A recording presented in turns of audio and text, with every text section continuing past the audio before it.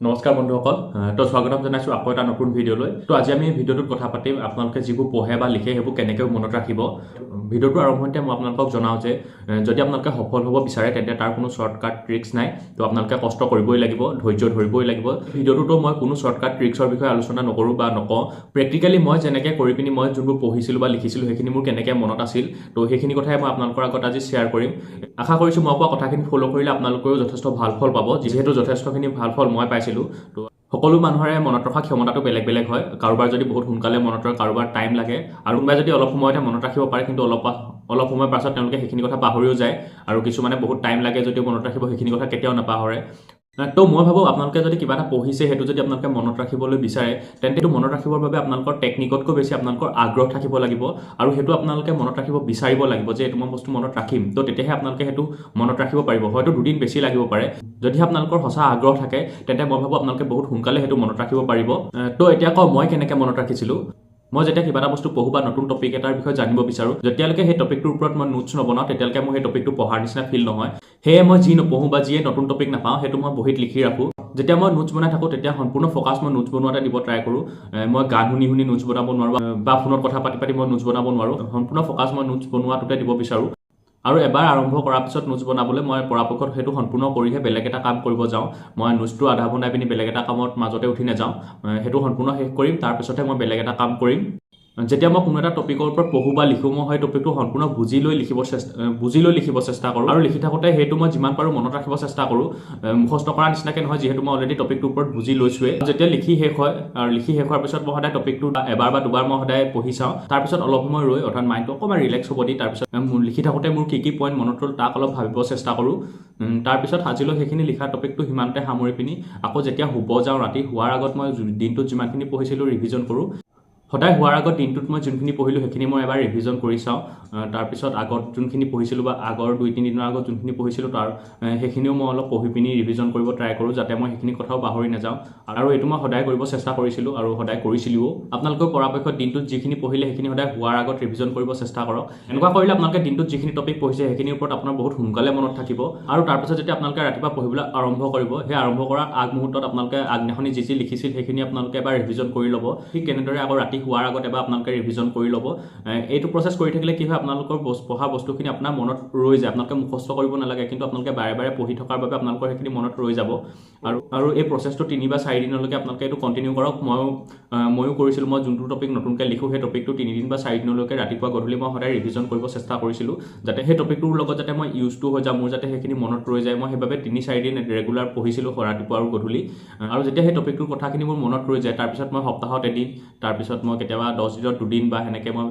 মাজে মাজে ৰিভিজন কৰি থাকিছিলোঁ সেইটো এনেকৈ পঢ়িলে কি হয় মই যোনখিনি নতুন টপিক পঢ়িছোঁ আৰু যোনখিনি মোৰ পুৰণা টপিক পঢ়ি গৈছিলোঁ সেইখিনি মোৰ ওপৰা ওপৰি হৈ নাযায় আৰু প্ৰত্যেকখিনিৰে একাধিক্ৰমে মোৰ ৰিভিজনো হৈ থাকে চ' এনেকুৱা আপোনালোকেও এনেকৈ পঢ়িব পাৰে প্ৰথমতে যোনটো টপিক পঢ়িছে সেইটো 3 দিনমানলৈ ৰেগুলাৰ ৰিভিজন মাৰক তাৰপিছত আপোনালোকে আগৰ যোনখিনি টপিকছ আছে বা সেইখিনিও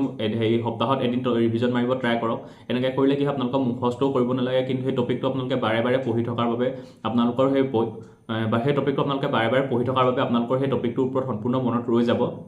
আৰু পঢ়াটো মনত ৰাখিবলৈ আপোনালোকে বেলেগ বেলেগ চ'ৰ্চৰ পৰা পঢ়িব পাৰে কেতিয়াবা যদি আপোনালোকে অডিঅ' শুনিছে কেতিয়াবা তেন্তে আপোনালোকে ভিডিঅ' চাওক আপোনালোকে পৰাপক্ষত যদি ভিডিঅ'ৰ পৰা শিকিব চেষ্টা কৰিব ইউটিউব ভিডিঅ'সমূহৰ পৰা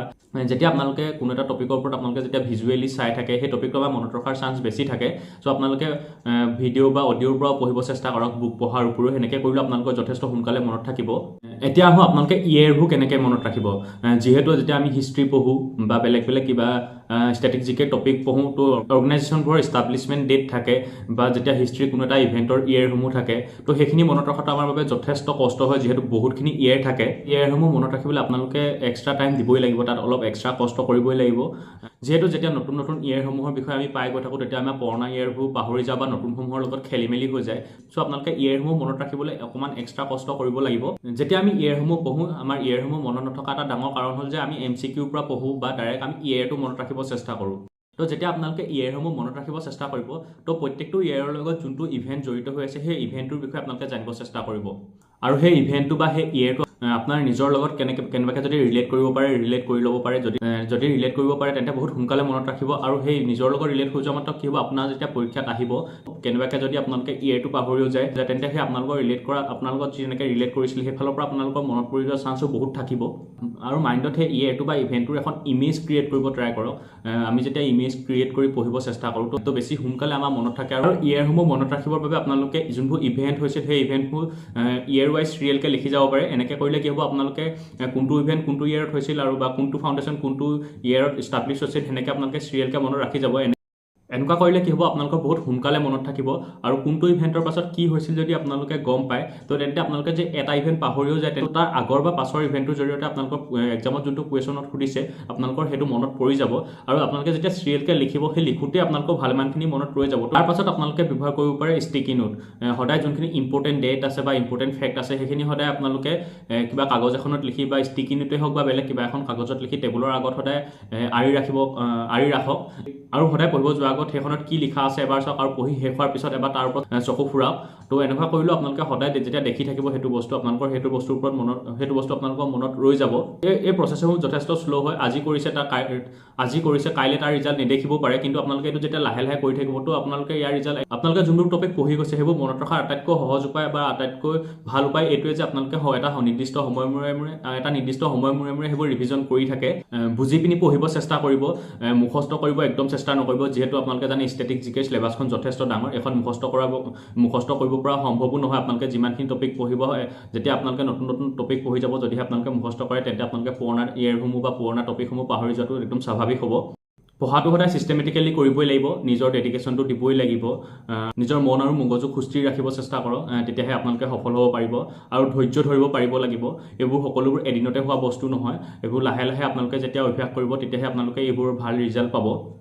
এটলিষ্ট এক্সাম প্ৰিপেৰেশ্যন কৰি থকা সময়ছোৱাত আপোনালোকে অলপ ঠাণ্ডা পৰিৱেশত থাকিব চেষ্টা কৰক বেছি ওলাই মেলি যোৱা বা হুলস্থুলীয়া পৰিৱেশত থকা এইবোৰ অলপ এভইড কৰিব চেষ্টা কৰক পঢ়ি নাথাকিলেও মাইণ্ডটো অলপ কুল এণ্ড কাম ৰাখিব চেষ্টা কৰক আৰু সদায় পজিটিভলি কামসমূহ কৰিব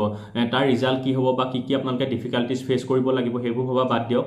কিবা এটা যেতিয়া আপোনালোকে পঢ়িছে সেইটো শিকিবৰ বাবে পঢ়ক যেতিয়া বস্তুটো আপোনালোকে জানিবৰ বাবে বা শিকিবৰ বাবে আপোনালোকে পঢ়িব তেতিয়া চাব আপোনালোকৰ সেই টপিকটো বহুত সোনকালে মনত থাকিব চ' আপোনালোকে যোনখিনি পঢ়া সময় সেইখিনি অলপ এনজয় কৰি পঢ়িব চেষ্টা কৰক তো মই ভাবোঁ এইখিনি কৰিলে আপোনালোকে যথেষ্ট ভাল ৰিজাল্ট পাব তো আজিৰ ভিডিঅ'টোত মই আপোনালোকক ইয়াকে জনাব চেষ্টা কৰিলোঁ যে আপোনালোকে পঢ়া